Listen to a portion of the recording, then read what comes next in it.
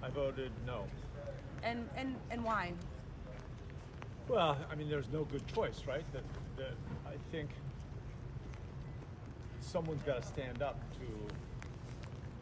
We have to stand up to this kind of strongman dictatorial approach to governing this country, and there's no relief in that bill for the incredible pressures people are feeling to either. You tell me, is it 20 million, 25 million people that are either losing their health care coverage or their premiums are going up dramatically?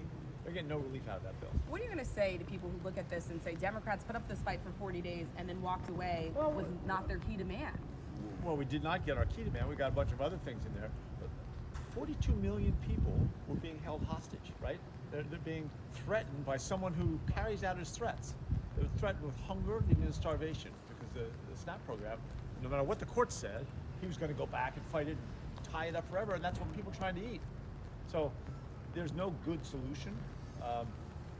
There are those in the caucus that believe that, and they might be right, that Trump and the Republicans are so upset about the Affordable Care Act and this notion that everybody should have medical insurance that they're going to stop at nothing to prevent that subsidy from being restored. Well, if that's really true that they'll never do it, then we better figure out some way to take care of the people that need our help. Now, again, in my sense, I mean, I voted no just because I'm so off. I'm just frustrated that you're right, 40 days, and we gave them every chance to negotiate a moderate, doesn't have to put the whole thing back, and they wouldn't do it. So, I mean, we tried it, now we're going to use every other tool. We're not going to quit.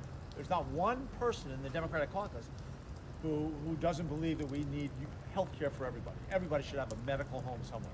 Every single person in that caucus believes it, and everyone in that caucus, when we left the room, was united that we're going to continue working on this. But if Republicans will join you, that's the question. Well, we've got to get Republicans to join. It's a democracy, and we'll keep trying to find different ways to make the case that these are their people. Most of these people are in red states. They're having the highest percentages of losing insurance or excessive premiums. Senator, a number of your colleagues are supporting the compromise package on the floor. Do you believe that they caved? No, of course not. It's not caving. But they're doing what they feel is helping the most number of people, and they're not going to stop fighting to get those subsidies restored. Even though they walked away without getting their key They didn't get it today, but they're not quitting.